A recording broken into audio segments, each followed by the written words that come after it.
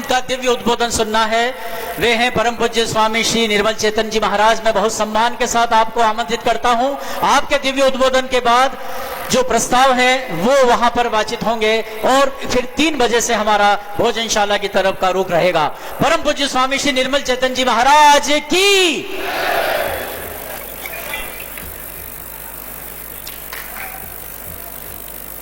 नमो ब्रह्मण्य देवाय गो ब्राह्मण हिताय च जगद्धिताय कृष्णाय गोविंदाय नमो नमः। समस्त प्राणियों के अंतर मन में रहने वाले उस संशय को छिन्न भिन्न करने वाले शस्त्र के रूप में रहने वाले उस शास्त्र को भगवान अखिल सृष्टि के कारण स्वरूप परब्रह्म परमात्मा के यस्य निश्वसितम वेदाः इस भाव के द्वारा अपने मुखारविंद में सदैव स्थापित करने वाले इस चराचर जगत के साक्षात देव स्वरूप इस परम पवित्र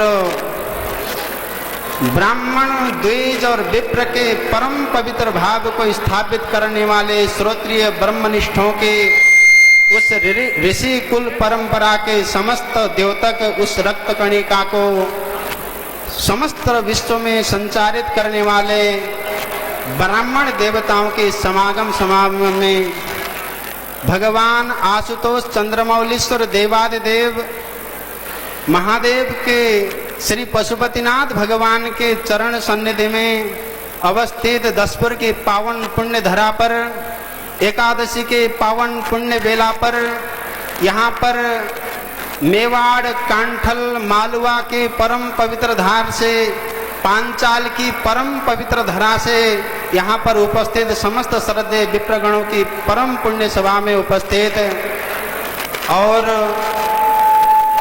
सन्निष्ठ परंपरा को उद्भासित करने वाले परम पूज्य श्री स्वामी राजेंद्रपुरी जी महाराज एवं प्रकारेण भासते त्रिषु लोकेषु गीयते नारदादिभि इस परम पवित्र भाव को एवं पुष्टि मार्ग के परम पवित्र भाव को उद्भासित करने वाले ब्रह्मशस्त विद्वद्वरण्य परम श्रद्धेय श्री कृष्ण शंकर शास्त्री जी महाभाग के उस रक्त कणिका को वेद वैदुष्य वेदांग के परम पवित्र भाव के द्वारा विश्व में परिलक्षित करने वाले भगवान कर्दम ऋषि के समभाव को उद्भासित करने वाले ब्रह्मशस्त परम श्रद्धेय श्री कर्दम ऋषि के आत्मज और हम सब के अनन्य आराध्य उस 16 भागवत विद्यापीठ से यहाँ पर पधारे हुए परम श्रद्धेय विद्वत वरण्य भागवत ऋषि जी के पावन पुण्य भाव को अभिवंदन करते हुए यहाँ पर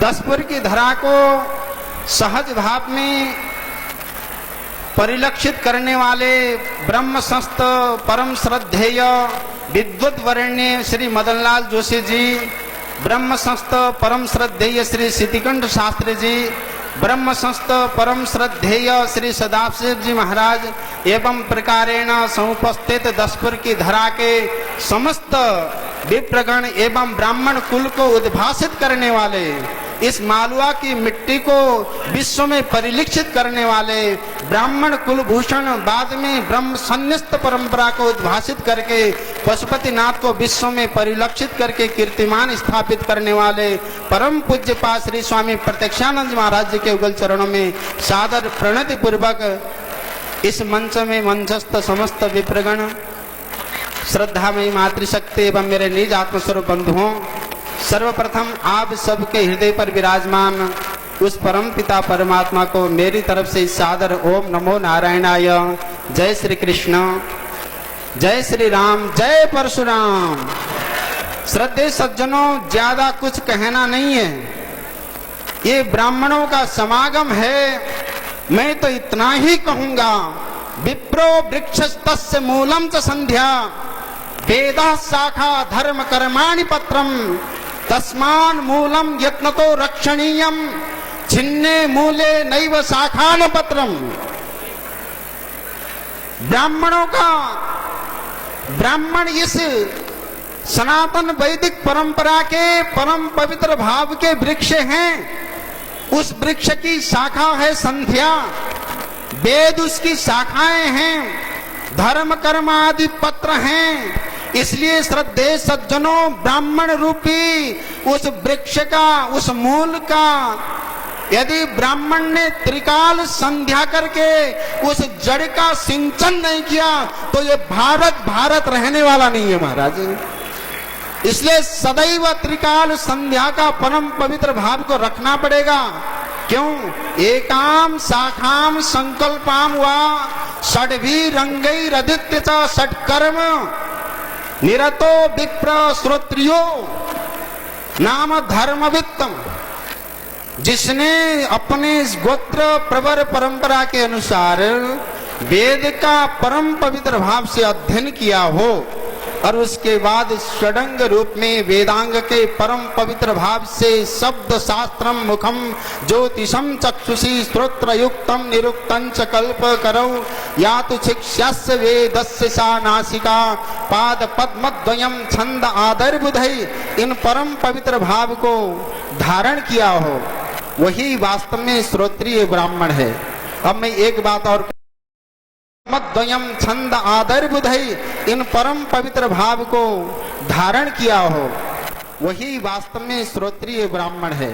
अब मैं एक बात और कहूं सज्जनों, देखो आजकल कर्मणा कर्मणा कर्मणा कर्मणा ये बहुत चल रहा है। जन्मना जायते शूद्रः, न जाने क्या क्या कहते हैं, परंतु आप सब जानते हैं हमारे परम श्रद्धेय दशरथ भाई जी ने कहा जन्मना ब्राह्मण्यो ज्ञेय संस्कारात् द्विज उच्यते विद्या याति विप्रत्वम त्रिभी श्रोत्रिय लक्षणम। जिसने पहले जिस प्रकार, इसको व्याख्या नहीं करूंगा मैं क्योंकि श्रद्धेय भाई जी ने बड़े दिव्य भाव से विश्लेषण किया है। मैं तो इतना ही कहूंगा, ब्राह्मणाति क्रमो नास्ति विप्रा वेद विवर्जिता ब्राह्मणा यदि वेदेशिन। और यदि ब्राह्मण यदि वेद से हीन होता ही वेद से विहीन है तो भी पूजनीय है महाराज।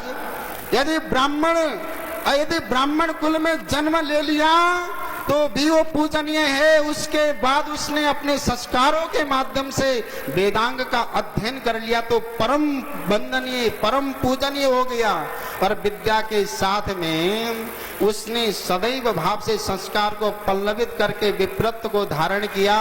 और इन तीनों भावों को जिसने धारण किया हो वही ब्राह्मण सदैव एकाकार भाव में आ सकता है।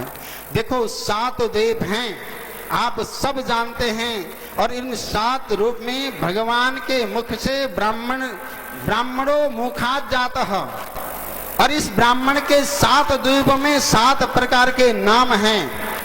प्लक्ष द्वीपे तस्य संज्ञा हंसः, सालमल द्वीपे श्रुतिधरः, कुश द्वीपे कुशलः, क्रौंच द्वीपे गुरु, शाक द्वीपे रीतव्रतः, पुष्कर द्वीपे सर्वे एक वर्णाः। इसलिए ब्राह्मण्याम ब्राह्मणात् जातो ब्राह्मणस्यात् न संशयः। यदि किसी ब्राह्मण के गर्भ से किसी ने जन्म लिया है तो ब्राह्मण है महाराज। इसलिए सदैव ब्राह्मण वंदनीय और पूजनीय है। और एक बात मैं आपको बताऊं, विशाख यूप ने कल्कि भगवान से कल्कि पुराण में बड़े दिव्य भाव में पूछा, विप्रस्य लक्षणम ब्रूहि त्वद भक्ति काच तद्वृता। विशाख यूप ने कल्कि पुराण में कल्कि भगवान से पूछा तो स्वयं कल्कि भगवान कहते हैं, वेदा मानीश्वरम प्राहो रव्यक्तम व्यक्ति मत्परम ते वेदा ब्राह्मण मुखम नाना धर्म प्रकाशितः ब्रह्मा विष्णु शिवा वासम दर्शनात् पापनाशनम ब्राह्मणानां करे स्वर्गा वाचो वेदा करे हरि। सावित्री कंठकुहरा हृदयं ब्रह्म संगतम तेषां स्तनान्तरे धर्म पृष्ठे धर्म प्रकीर्तितः। तेषां वचः पालयितुम् अवतारा कृता मया। अब मैं सामान्य सी बात इसका बताकर अपनी वाणी को विराम दूंगा।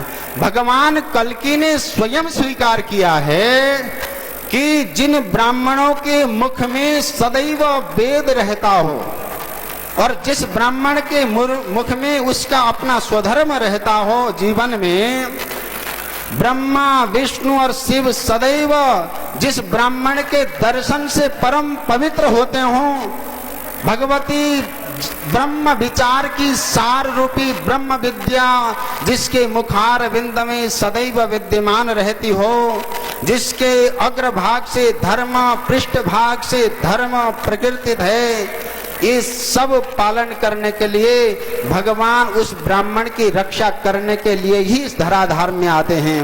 विप्रधेनु सुर संत हित लीन मनुज अवतार। और स्वयं रामचरितमानस में जब भगवान परशुराम जी अत्यंत क्रोध धारण करके जनक जी के सभा में आए तो राम जी ने स्वयं कहा, हे गुरुवर, हे भगवान, मैं तो आपसे सब प्रकार से हारा हूं। मैं आपसे, मेरे पास तो केवल एक ही विद्या है और आपके पास तो 9 विद्याएं हैं, इसलिए मैं तो आपके समक्ष सब प्रकार से हारा हूं। देव एक गुण धनुष हमारे, नव गुण परम पुनीत तुम्हारे। सब प्रकार हम तुम सनहारे, क्षमहु विप्र अपराध हमारे। भगवान राम स्वयं अपने मुखारविंद से कहते हैं, हे प्रभु, केवल मेरे पास तो केवल एक धनुर्विद्या है, आपके पास तो 9 विद्या हैं। ये ब्राह्मण समागम है।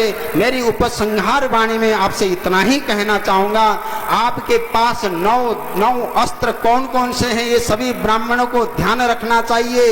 ऋजुष तपस्वी संतुष्ट सुचिर दांतो जितेंद्रिय, दाता विद्वान दयालुश्च ब्राह्मणो नवविर्गुणै।